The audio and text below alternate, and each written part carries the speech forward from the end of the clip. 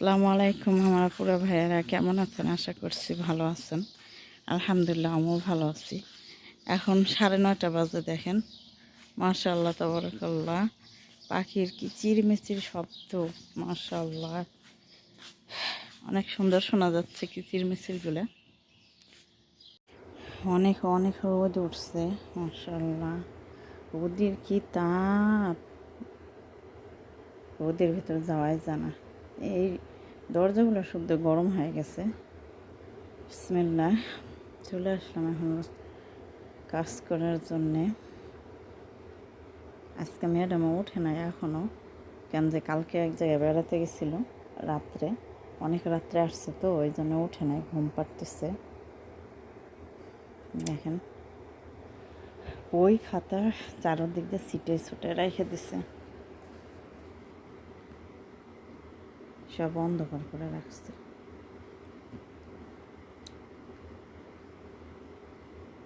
আলো জ্বলে নিচ্ছি, দেখি এখন রান্নাঘরে কি অবস্থা। এইগুলো দেখছি কালকে নিয়ে আসছে, এখন এই টেবিলের উপরে দৌড় পাড়তেছে এই পাশে ওই পাশে। আলহামদুলিল্লাহ আজকে অতটা নোংরা করে নাই, কেন যে ম্যাডাম ছিল না বাসায় যদি থাকতো তাহলে নোংরা করতো দুনিয়ার। এই যে এইগুলো আমি রাতের বেলা ওনার ছেলেদেরকে রান্না করে দিয়ে গেছি, তা খায়নি, খাইতে চায় আবার খায়নি, ফালাই দেওয়া লাগবে এখন। ওরা এমন মানুষ যে কোনো একটা জিনিস যে খাবে, খায়া যে বেসিংয়ের ভিতরে রেখে একটু পানিতে রাখবে তা রাখবে না। এই যে দেখেন ওনারা ওই রাত্রে কোন রাত্রে আসছে জানি না, ম্যাডামে আইসে দেখেন ভাত খায় এইভাবে রেখে দিচ্ছে। এই যে আর একটা চলে আসছে, আমার দেখলে ওর খাবার দিতেই হবে, আমার কাছ থেকে ছাড়া কোনো খাবার নেবে না। আইসে এখন হামিদে আমার ক্লোরোফ্লেক্স মানে একটা পাপড়ের মতো নিয়ে আছে, ওইগুলো খালি দুধ দিয়ে খাবে ও, সেইগুলোই দিতে হবে। তো যাই হোক, একটা ভাই আমার জিজ্ঞেস করছে, আসলে আমি সবার নামগুলো আমি অত মনে রাখতে পারি না, আর বিশেষ করে আমাকে জিজ্ঞেস করছে, আচ্ছা আপু ওদের কি টেবিল চেয়ার নাই, ওরা কি টেবিল চেয়ারে খায় না? ওই 1-2 জন হলে ওই চেয়ারের কানিতে, এই যে রান্নাঘরে ছোট্ট একটা টেবিল চেয়ার আছে ওইটার বসে 1-2জন হলে ওইখানে বসে খায়। 2জনও যদি হয় একই প্লেটে নিয়ে একই জায়গায় নিচে বসে খায় ওরা। ওরা কখনো 2-3জন হলে একা একা প্লেট নেয় না, ছোটো প্লেট আমাদের মতন বাংলাদেশে যেমন যার যার প্লেটে সেই খায়, তেমন খায় না ওরা। একসঙ্গে বসে সবাই একসঙ্গে খাবে, এটা খাওয়া সুন্নাহ, সবাই একসঙ্গে। কিন্তু আমাদের দেশে কারো প্লেটে কেউ খায় না, কারোর সঙ্গে কেউ খায় না, এটাই হচ্ছে বাংলাদেশেরই। আসলে সৌদি আরবের সবাই, শুধু যে এক বাসা 2 বাসা না, সব বাসাতে ছেলে মেয়ে মা বোন ভাই সবাই একসঙ্গে বসে একই প্লেটে নিয়ে একসঙ্গে খাবে, অনেক ভালো লাগে তখন। আর এই যে কৌটার দুধ দিয়ে আর এই যে পাঁপড়ের মতন এইগুলো, ওই ছেলেটা এইগুলাই খায় বেশিক্ষণ, এই যে এইটুকু খাবে না, আবার 10 মিনিট 5 মিনিট পর 5-10 মিনিট পরই এইগুলোই খাবার চলে, এইগুলোই খাবে সারাদিন, এইগুলোই। কত বড় ছেলে না, ভাত খাবে না, রুটি খাবে না, কিচ্ছু খাবে না, খালি এই যে এইগুলো খাবে, ওই দুধের কৌটার দুধ আর এই যে এইগুলো ছাড়া আর কিচ্ছু খাবে না। কতক্ষণ পর খাইতে চায়, তখন যে বিরক্ত লাগে, মনে হয় যে একবারে খায়া যে 1-1 ঘন্টা থাকবি তা নয়, এরকম থাকে না। এইখানে বিরক্ত লাগাই আর আমাদের কোনো ইয়ে নাই। একবার বিরক্ত লাগে আবার মনে হয় যে দেই, এই এই যেই কপালে আছে দেখে তো ওদের বাসায় কাজ করা লাগে, ওদের কথা মতন চলতে হয়, যখন যেটা চাইবে তখনই দিতে হবে, না বললেই ওরা রাগ হয়ে যায় যে না বলিস কিসের জন্য, ছোটো মানুষ, ওদেরকে কিছু কোয়াও যাবে না, ওরা অন্যায় করুক যা খুশি তাই করুক, ওদের কিচ্ছু বলা যাবে না, ওদের যখন যেটা হুকুম করবে সেটাই পালন করতে হবে।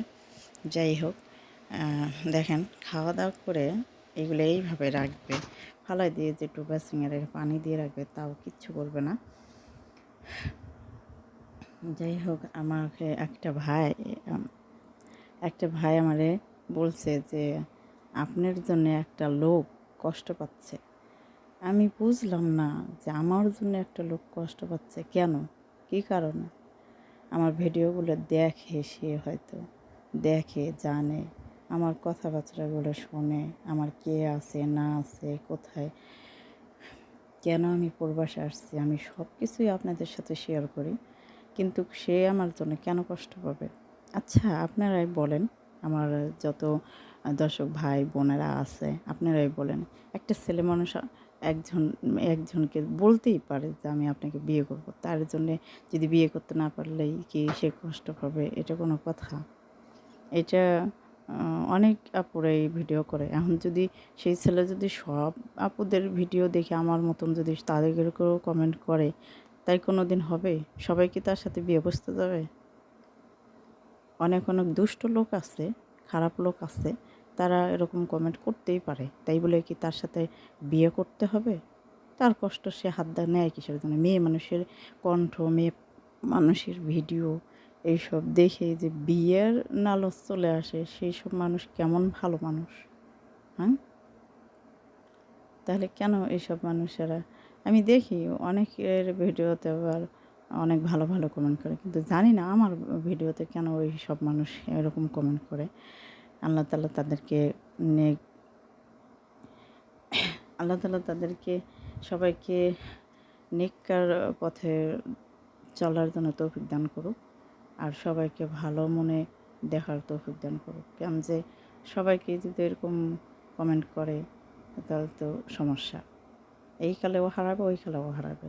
তাদেরকে বলবো যে সবাইকে সম্মান দিয়ে কথা বলা শেখেন, আর সবাইকে নিজের বোনের চোখে দেখেন সব আপুদেরকে।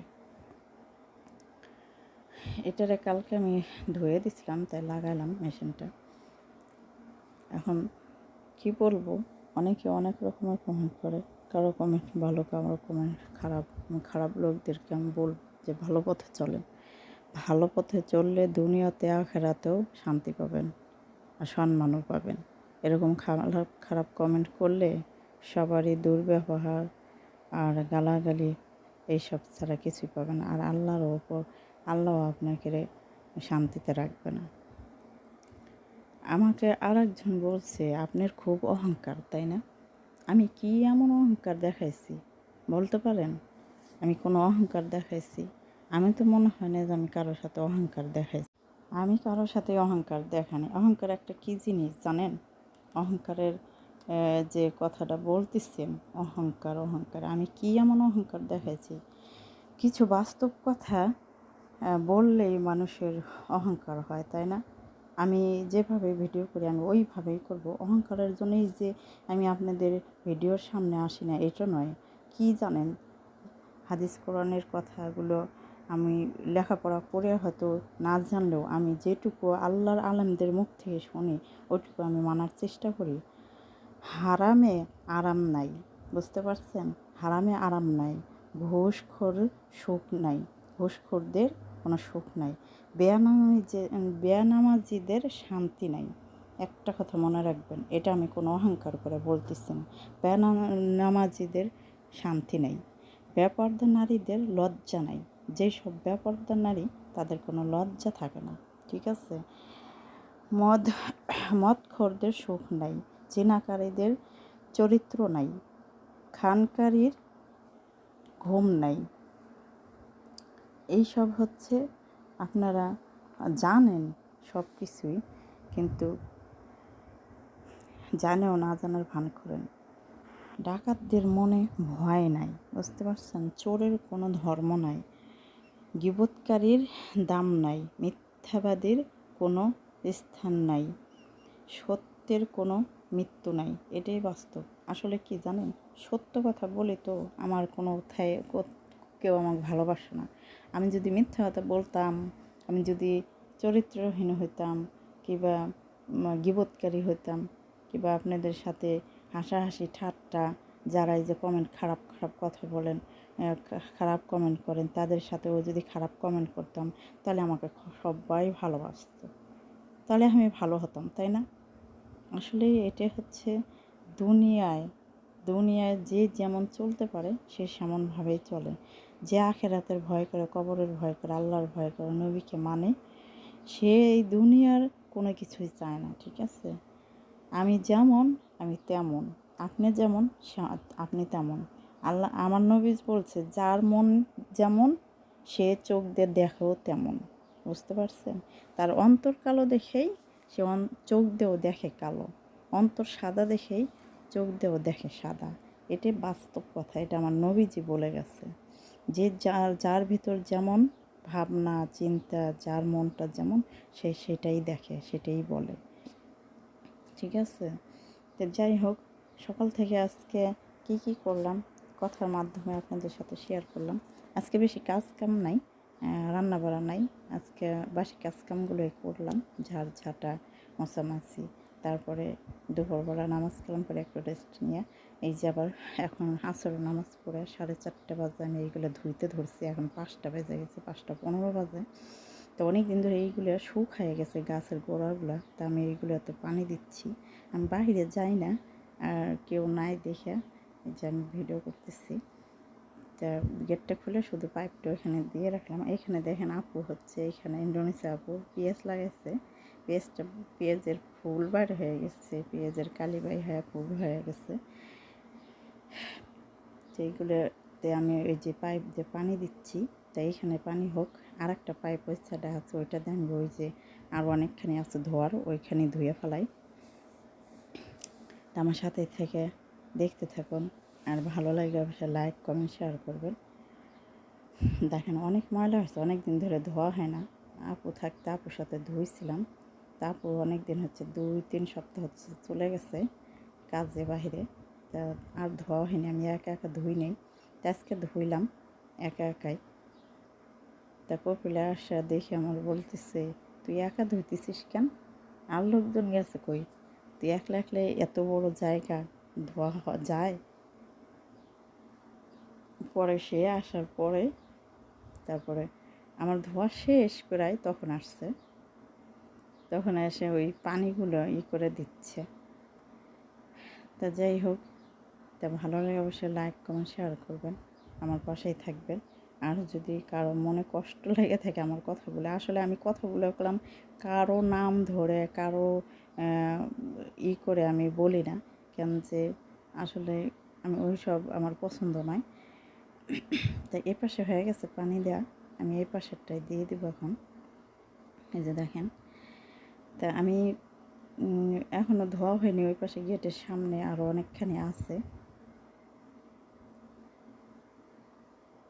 এই দেখেন, আমি ওইদিকে ধুচ্ছি, ওইদিকে ঘাসগুলোও ধোয়া হচ্ছে, অটোমেটিক পানি আসে। এখন বিকাল 5:30 বাজেছে, যে 5:30 বাজলে ওইখানে পানি চলে আসে।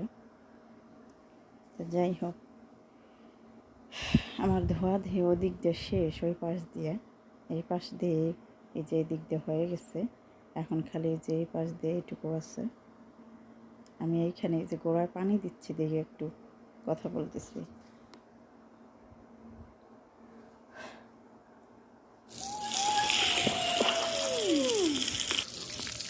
শুনতে জিপ সাইকেল দেখেন দেখেন দেখেন, পানির সামনে দিয়ে কীভাবে যায়।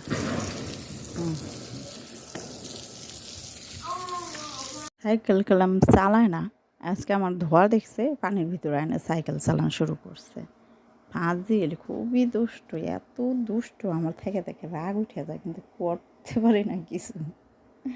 একটা চড়ও দিতে পারি না, থাপ্পড়ও দিতে পারি না, ধমকও দিতে পারি না, ওরা ওইগুলো পছন্দ করে না। তো যাই হোক, আলহামদুলিল্লাহ ধোয়া শেষ পুরোটাই। তা ভালো লাগলে অবশ্যই লাইক কমেন্ট শেয়ার করবেন। আমি যদি আমার কথায় কোনো ভুল হয়ে থাকে, কারো মনে কষ্ট লেগে থাকে, অবশ্যই ক্ষমার দৃষ্টিতে দেখবেন, ক্ষমা করবেন। আর আমি এই যে এই পাশে যে পানি দিচ্ছিলাম, এই পাশেরটাই হয়ে গেছে। এখন পাইপটা নিয়ে যা গুছিয়ে রাখবো। এখন দেখেন অনেক পানি হয়েছে, আলহামদুলিল্লাহ। আমি প্রতিদিনই দিই না, আজকে ধুচ্ছি দেখে বাহিরটা, ওই জন্য এখানে পানিটা দিলাম। যাই হোক, এখন এই পাইপটা গোছায় রাখবো।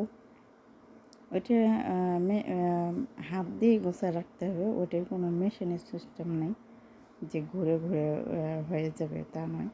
দেখেন এইখানে যে পেঁচিয়ে রাখতে হবে,